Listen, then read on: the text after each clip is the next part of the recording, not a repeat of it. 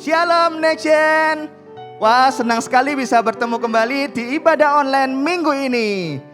Seperti biasa, kami dari Gereja Mawar Sharon selalu mengingatkan tentang protokol kesehatan dan selalu menjaga kesehatan di waspada COVID-19. Oke, bagi para teman-teman yang belum tertanam di CG, kami dari Gereja Mawar Sharon rindu sekali untuk mengajak teman-teman untuk ber-CG. Kami percaya di masa pandemi seperti ini, CG menjadi tempat untuk saling menguatkan. Silakan hubungi line kami di @msyouth. Nanti akan ada teman-teman yang follow up dan kita bisa ber-CG bareng. Tak lupa juga kami ingatkan untuk minggu depan kita masih ada ibadah online. So jangan lewatkan untuk ibadah online minggu depan. Bagi para teman-teman yang ingin melakukan persembahan, kami dari Gereja Mawar Sharon menyediakan beberapa platform online untuk melakukan persembahan. Atau lebih mudahnya bisa melakukan scan QR Code yang tercantum di layar teman-teman. Oke, kita mulai ibadah minggu ini. Kita berdoa terlebih dahulu. Tuhan Yesus, terima kasih Tuhan Yesus atas hari ini. Kami percaya Tuhan hari ini akan menjadi hari yang luar biasa bagi kami. Walaupun kami bertemu lewat online Tuhan, kami percaya Tuhan tidak ada jarak antara kita. Kami percaya Tuhan setiap firman yang disampaikan tidak akan menjadi sia-sia. Tapi kami percaya Tuhan semuanya akan menjadi berkat yang luar biasa bagi sesama kami. Terima kasih Tuhan Yesus. Tak lupa juga kami berdoa untuk persembahan kami Tuhan. Kami percaya Tuhan setiap persembahan yang kami berikan Tuhan tidak akan menjadi sesuatu yang mubazir, tapi kami semua untuk kerajaan-Mu Tuhan. Terima kasih Tuhan Yesus, terima kasih. Berkati setiap ibadah kami dari awal sampai akhir. Hanya dalam nama Tuhan Yesus kami berdoa dan mengucap syukur. Haleluya Tuhan. Amin.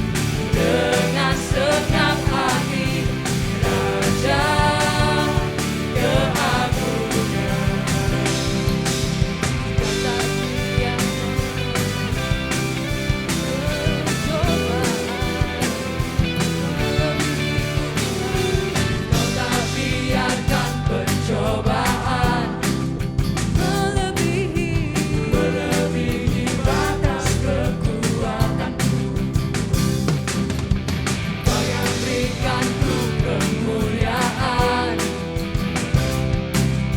semakin serupa dengan gambaran bersama Roh.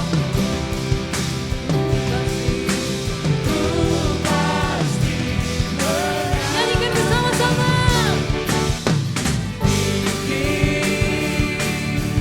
Namamu dipuji, hormat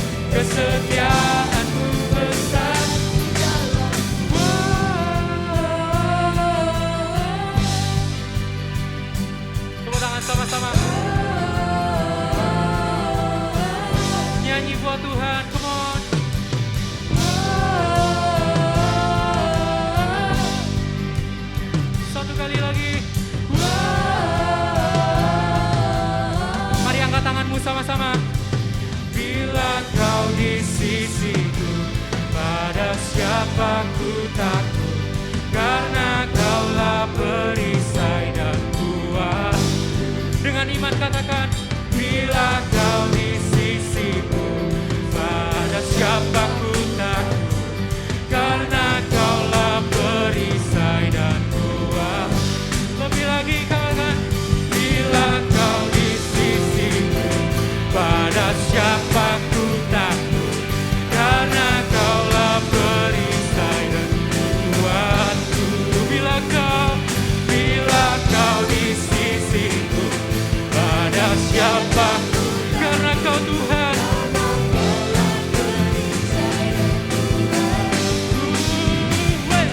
Yesus Tuhan, Engkau yang selalu bekerja di dalam hidupku, yang telah menjadi kuatku.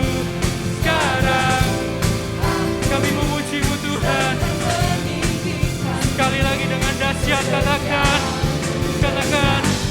Yesus Tuhan, Engkau yang selalu bekerja. Yes, amin. Dan telah menjadi kuatku. Kami memuji-Mu Tuhan. Kesetiaan-Mu besar.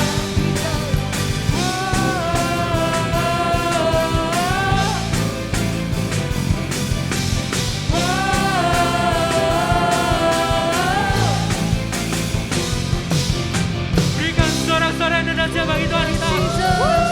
Terima kasih ya Tuhan atas hadirat-Mu yang luar biasa di tempat ini. Kami percaya Engkau ada di setiap rumah kami, di setiap kamar kami ya Tuhan. Ada Engkau di sana ya Bapa. Take me deeper. Take us deeper to your presence, Jesus.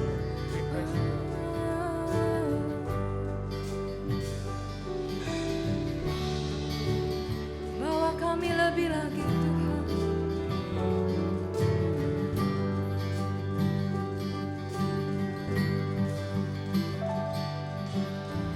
All it takes is one moment and just one touch from you. Put aside all distractions, 'cause I came for you.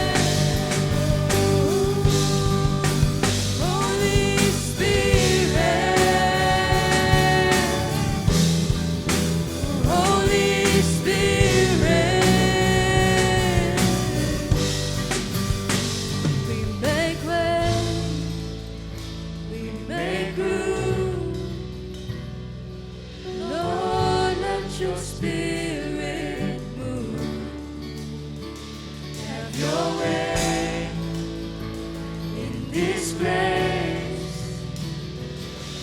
Lord, we have come for you. Have your way. We make way. We make room. Lord, let your spirit move Have your way. your way In this place. Lord, we have come for you. We make way. We make room. Lord, let your spirit have your way in this place. Lord, we have come for you. Oh, let's worship Him.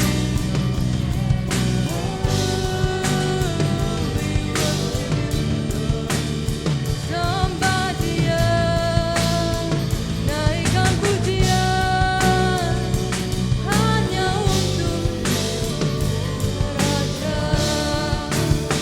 Di atas segala raja, kami menyembahmu Yesus. Kami meninggikan namamu.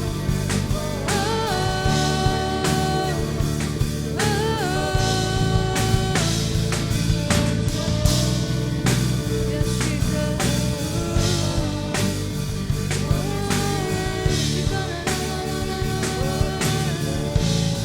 Your will be done.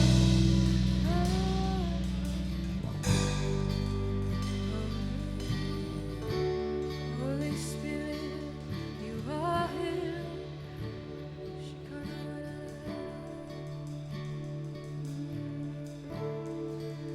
Holy Spirit, you are welcome. Come and move upon this place. We desire an encounter once again. Set your fire, Set your fire, release your power, so we'll never be the same. We desire an encounter once again.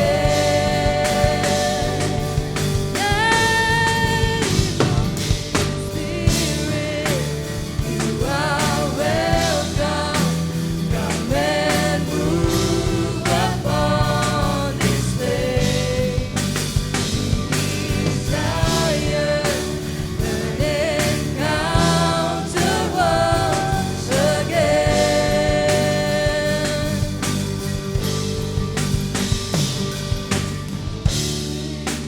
you are welcome. Come and move upon this place. We desire, yes, we want you here, Lord.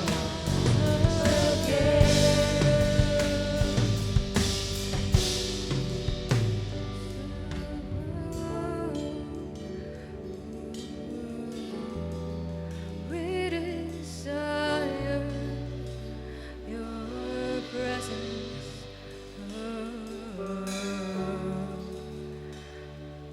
We're sorry, Lord, for all our sins.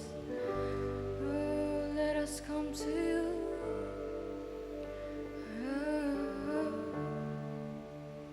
Tuhan, terima kasih ya Tuhan atas hadirat-Mu yang begitu luar biasa di tempat ini ya Tuhan. Kami mau datang lebih lagi kepadamu. Ampunilah segala dosa kesalahan kami ya Tuhan. Layakkanlah kami di dalam hadirat-Mu. Tuhan, sebentar lagi kami akan mendengarkan ya Tuhan firman-Mu. Tuhan, berkati kami. Jauhkan kami dari segala distraksi ya Tuhan. Supaya kami hanya fokus kepadamu ya Yesus. Terima kasih Tuhan. Kami serahkan seluruhnya ke dalam tangan-Mu. Di dalam nama Tuhan Yesus kami berdoa. Amin.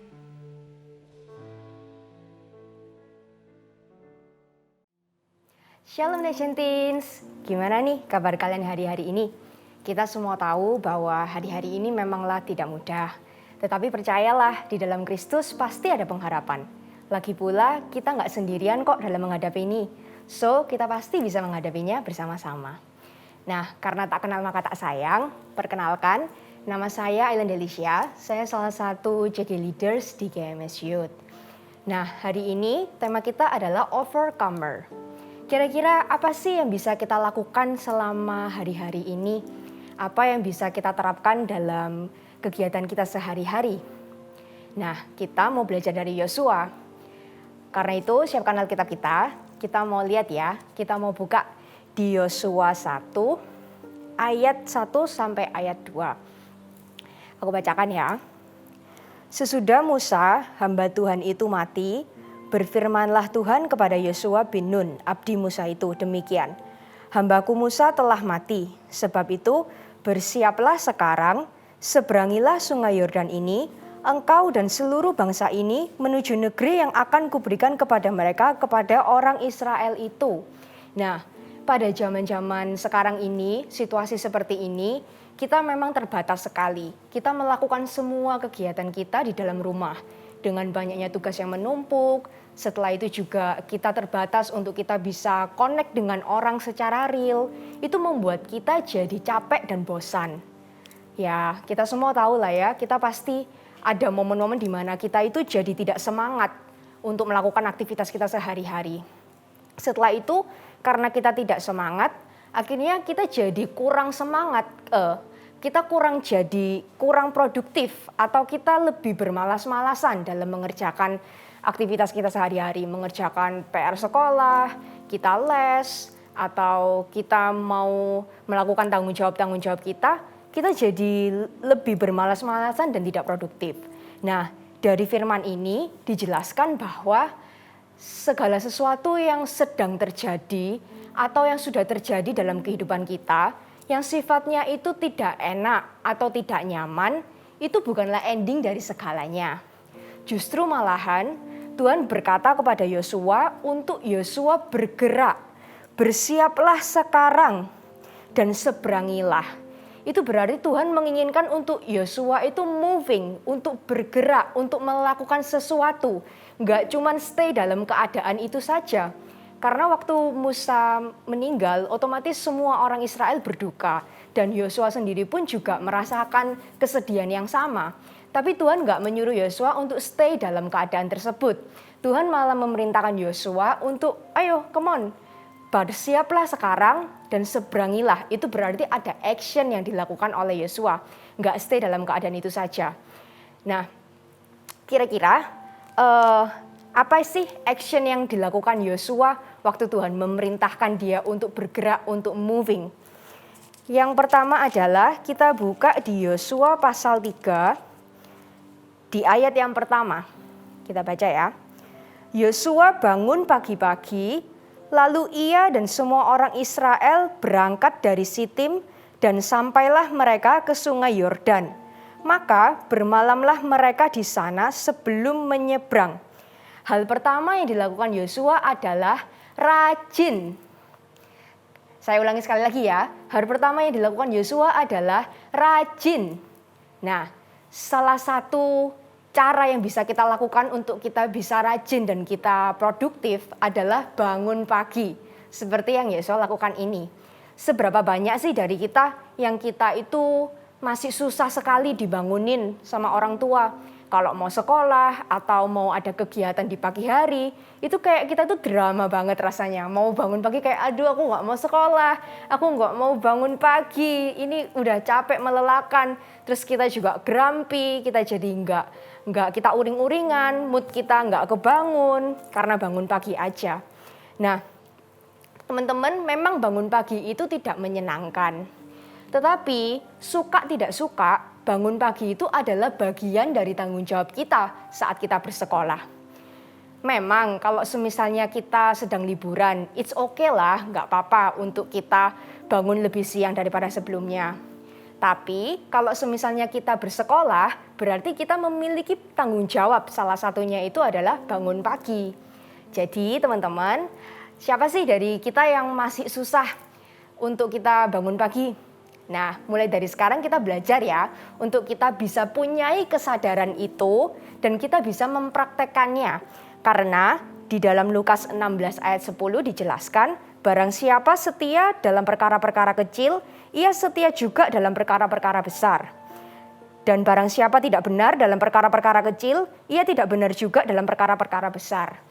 Nah, perkara-perkara kecil ini apa sih? Perkara-perkara kecil ini adalah perkara-perkara yang ada di depan mata kita.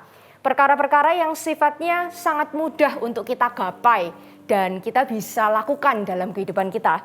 Kita bisa praktekkan dalam kehidupan kita. Jadi, jangan lupa untuk kalian bangun pagi dan punya istirahat yang cukup. Jadi kalau kalian punya istirahat yang cukup, tidurnya teratur, otomatis lebih mudah untuk kita itu bisa bangun pagi dan kita lebih fokus juga dalam bersekolah. Setelah itu, yang kedua, di sini dikatakan semua orang Israel berangkat. Waktu dia berangkat dan sampailah mereka. Setelah berangkat, sampailah mereka. Di sini menunjukkan bahwa Yosua dengan orang-orang Israel berhasil menyelesaikan semua tugas atau kegiatan yang perlu dilakukan pada hari itu. Karena dari berangkat, mereka sampai, berarti mereka menyelesaikan apa yang harus mereka lakukan saat itu. Nah, aplikasinya dalam kehidupan kita, berapa banyak sih dari kita itu masih susah untuk membereskan tugas kita dengan baik. Kalau misalnya kita sekolah, kita suka nggak perhatian nih sama yang pengumuman-pengumuman yang ada di sekolah. Kita nggak terlalu mengerti jadwal-jadwal yang akan terjadi nanti ke depan. Sehingga menyebabkan kita nggak maksimal untuk kita mempersiapkan ujian, kita belajar dengan baik, atau kita mengerjakan tugas-tugas. Malah kebanyakan kita suka mengandalkan teman kita. Terus kita juga menggampangkan situasi tersebut. Jadinya kita nggak benar-benar bisa maksimal dalam apa yang kita lakukan. Nah, biasanya teman-teman, hal ini itu terjadi karena dua hal. Bisa aja pertama karena kita itu kurang fokus, banyak distraksi, banyak hal-hal yang menyita waktu kita yang sifatnya kita jadi nggak bertanggung jawab untuk mengerjakan tugas kita. Mungkin kita terlalu banyak rebahan atau kita terlalu banyak main game. Atau mungkin yang kedua, mungkin kita sudah mengurangi permainan kita ya. Mungkin kita sudah melakukan banyak aktivitas. Tapi kita tidak bisa mengatur prioritas kita. Sehingga waktu yang kita punya itu tidak cukup. Nah, di sini dikatakan di 1 Korintus 10 ayat 23, segala sesuatu diperbolehkan, benar. Tetapi bukan segala sesuatu berguna. Segala sesuatu diperbolehkan, benar. Tetapi bukan segala sesuatu membangun. Nah, jadi teman-teman dari sini kita belajar untuk kita itu tidak meninggalkan apa yang menjadi tanggung jawab kita. Karena kita nggak akan pernah bisa lari dari tanggung jawab yang ada untuk kita. Kalau semisalnya kita bersekolah, otomatis itu adalah salah satu tanggung jawab kita. Kita nggak mungkin bisa lari kalau semisalnya sampai hal fatal terjadi. Misalnya aja kalau kita terlalu sering menggampangkan, lalu ending-endingnya kita nggak lulus sekolah atau kita nggak lulus beberapa ujian, otomatis itu akan menyita waktu dan akan menyebabkan kehidupan kita jadi lebih kacau. Karena kita pasti bertanggung jawab untuk kita menyelesaikan sekolah kita. Kalau semisalnya kita nggak menyelesaikan sekolah itu, kita dari awal tidak belajar sungguh-sungguh, otomatis nanti ke depannya kita harus mengulangi lagi. Dan mau nggak mau, ya kita tetap belajar lagi, kita tetap susah lagi. Jadi lebih baik kita di awal belajar sungguh-sungguh dan serius dalam bersekolah. Hal yang bisa kita lakukan adalah kita memanage, kita mengatur apa yang jadi tanggung jawab kita. Bisa kok untuk kita itu bermain tanpa meninggalkan tanggung jawab yang ada. Karena kita juga nggak mungkin untuk kita belajar terus seharian. Otomatis kita pasti memerlukan refreshing. Tapi teman-teman, jangan jadikan refreshing itu sebagai alat untuk kalian lari dari tanggung jawab kalian. Malahan, gunakanlah refreshing itu sebagai penyemangat untuk kalian bisa menyelesaikan tugas-tugas kalian dengan baik. Misalnya aja, kalian punya target nih oke, hari ini aku mau mengerjakan PR atau aku mau belajar 3 bab. Nah, setelah aku mau belajar 3 bab, aku mau kasih diriku reward, mungkin aku mau main sama teman selama 1 jam, dan seterusnya. Jadi kita bisa tetap bermain, tapi kita juga tetap enjoy untuk kita menyelesaikan tanggung jawab yang ada. Setelah itu, kalau kita juga harus mulai mengatur waktu yang ada, supaya semua tanggung jawab yang kita kerjakan, tugas-tugas itu juga bisa selesai dan membuahkan hasil. Terkadang kita kan suka kayak mengerjakan ini, mengerjakan itu, sibuk ini, sibuk itu. Seolah-olah kayak aku ada les ini, aku juga bekerja ini, apa-apa segala macam. Tapi setelah itu kok rasanya aku capek ya, kok rasanya masih berantakan ya, belum benar-benar tersusun dengan rapi ya. Nah, di sini kita harus memilah-milah teman-teman, kira-kira pekerjaan mana yang lebih dulu yang harus kita lakukan. Jangan semua kita lakukan dalam 1 hari. Kalau misalnya dalam 1 minggu nih, kalian ada les, kalian ada ujian, dan kalian ada tugas yang numpuk. Nah, kalian perhatikan mana yang lebih dahulu terjadi di kehidupan kalian. Kalau misalnya ujian lebih dulu, ya kalian fokus belajarlah ujian dahulu. Mengerjakan tugasnya nanti saja, kayak gitu. Jadi sesuai dengan urutan yang ada, kayak gitu ya. Oke, lalu selanjutnya di sini dikatakan bahwa maka bermalamlah mereka di sana. Bermalamlah mereka di sana. Nah, bermalamlah di sini itu artinya adalah rest. Bermalam di sini itu artinya rest ya teman-teman. Jadi di sini Yosua tahu kapan saatnya dia itu bekerja dan kapan saatnya dia itu untuk beristirahat. Nah, salah satu istirahat yang saya encourage untuk kalian lakukan adalah belajarlah untuk kita itu stay away dari gadget-gadget yang ada. Karena dari pagi, dari kita sekolah sampai kita siang, memang susah sih untuk kita itu untuk kita itu lepas dari gadget. Karena segala sesuatunya itu juga berhubungan dengan gadget, dengan laptop kita, dengan lain-lain. Tapi kita harus bisa menghandle itu juga teman-teman. Jangan sampai kita itu terbawa dengan situasi itu.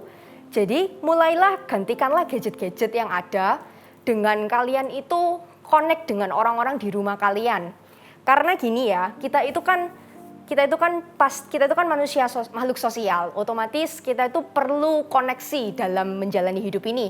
Bahkan gadget-gadget ini aja membuktikan bahwa kita itu harus terkonek, kita itu harus punya interaksi, berhubungan.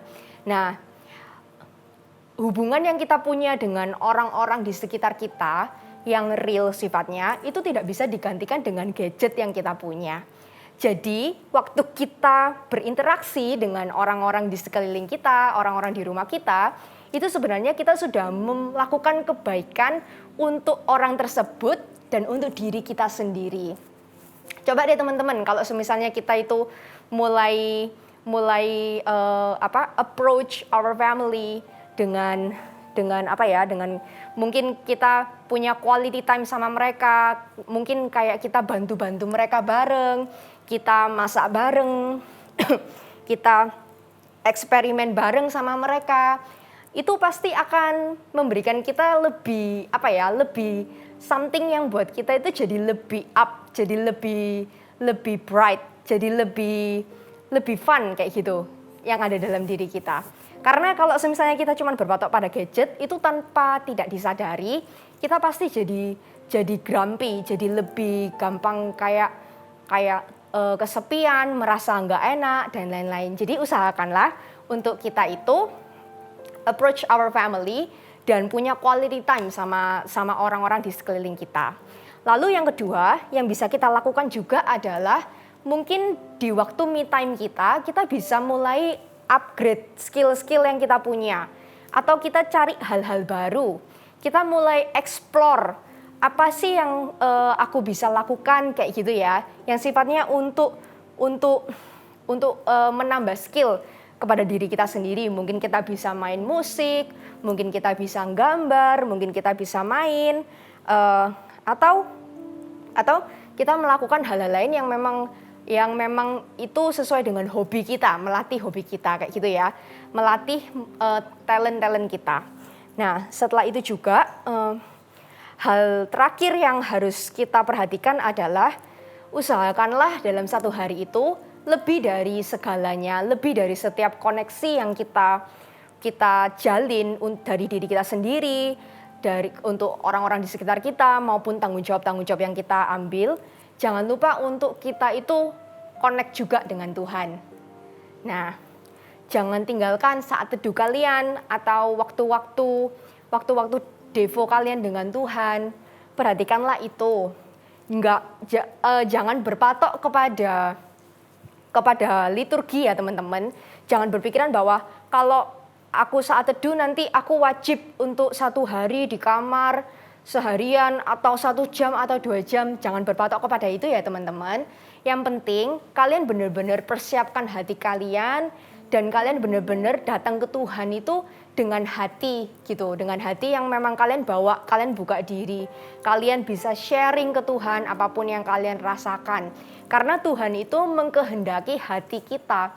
Kalau misalnya kita datangnya cuma berdasarkan liturgi, kita pasti otomatis kayak ya udahlah aku ngelakuin ini, yang penting aku ngelakuin ini, selesai ya udah.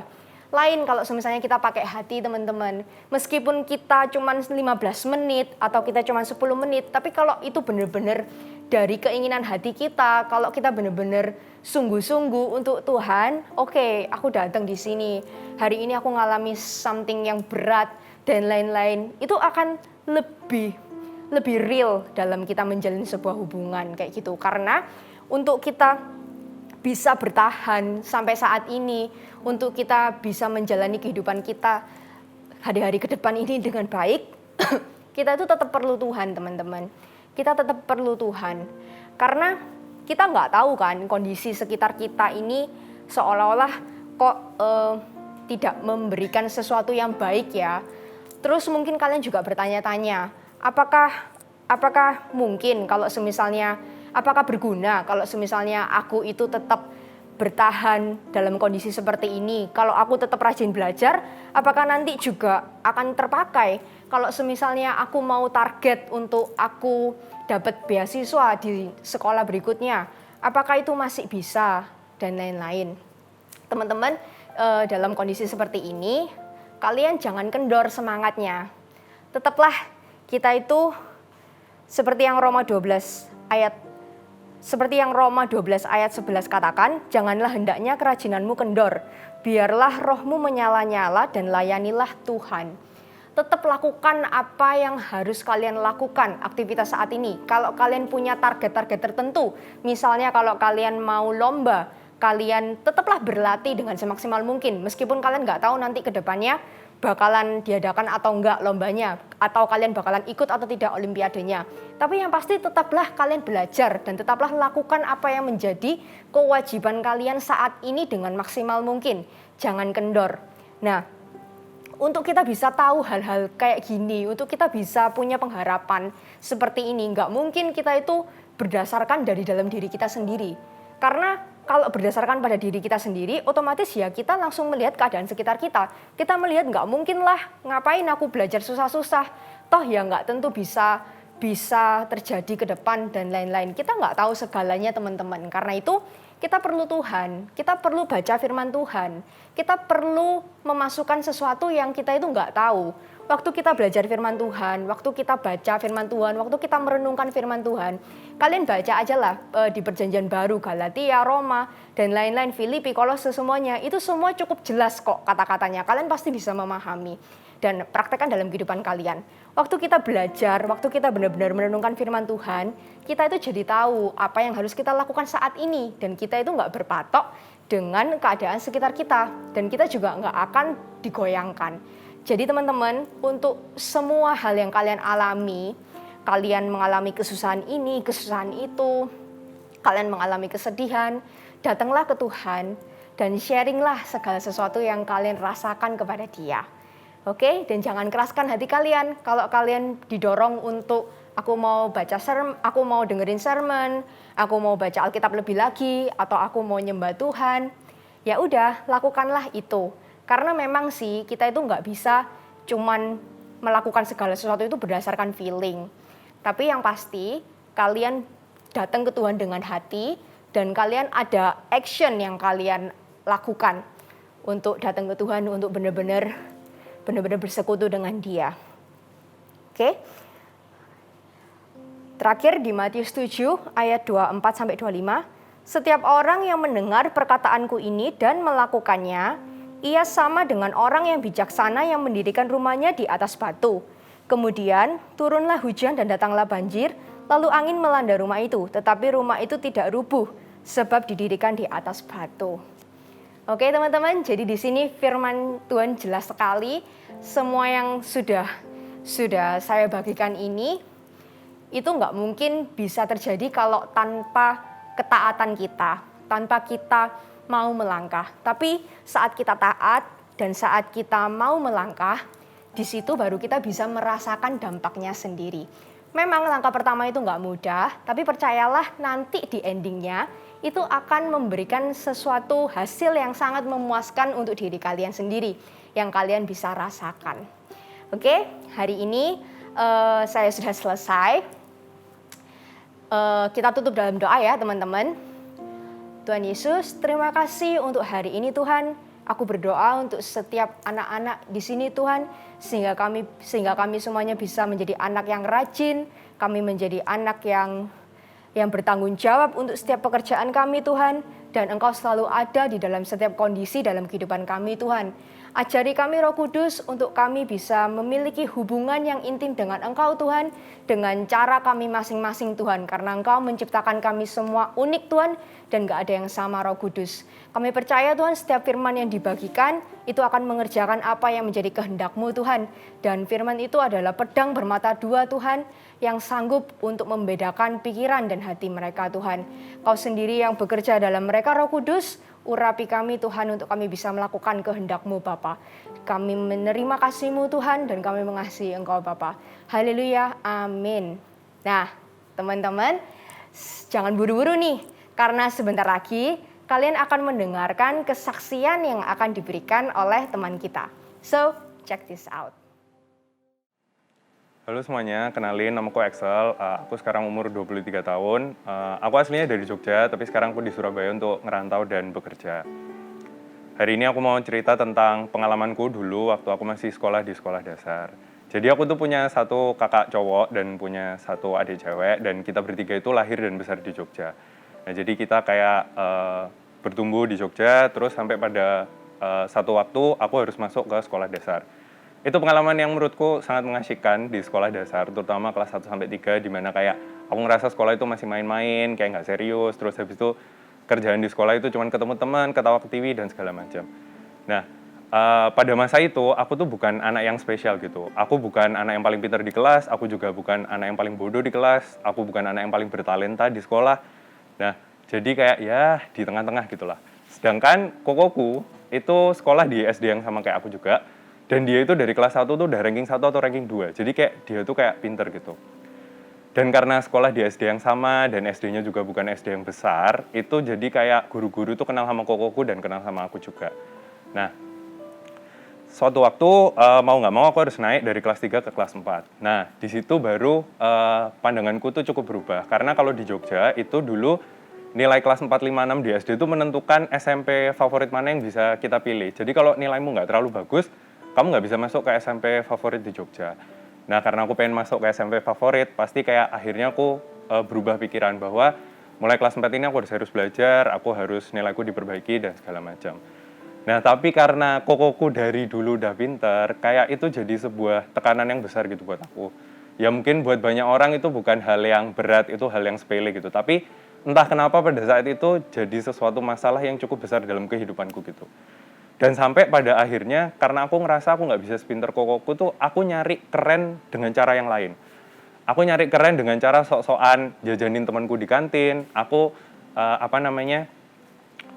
aku nyari keren dengan cara aku tidak mengikuti peraturan. Aku ada di kondisi di mana akhirnya aku berusaha untuk keren dengan cara duniawi. Nah, sampai pada saat itu tuh aku takut untuk melakukan suatu hal yang baru, aku juga malu untuk ngelakuin hal yang ditonton sama orang lain, Karena aku ngerasa sekeras apapun aku berusaha, aku nggak akan lebih baik dari kokoku. Nah, karena kejadian itu terus-menerus berulang, sampai akhirnya orang tuaku tahu. Nah, akhirnya orang tuaku kayak nasehatin aku pada saat itu. Orang tuaku bilang bahwa jadi keren itu bukan berarti kamu harus jadi kayak kokomu. Jadi keren itu bukan berarti bahwa kamu harus berubah jadi orang lain. Kamu itu keren just the way you are gitu. Kamu itu keren ya kayak kamu sekarang ini gitu. Nah, terus mereka juga bilang bahwa papi mami itu akan selalu mengasihi kamu. Walaupun kamu bukan anak yang paling pintar di sekolah, walaupun kamu bukan anak yang paling berprestasi di sekolah, papi mami akan tetap mengasihi kamu. Nah, dari situlah baru aku nyadar bahwa pandanganku selama ini tuh salah gitu.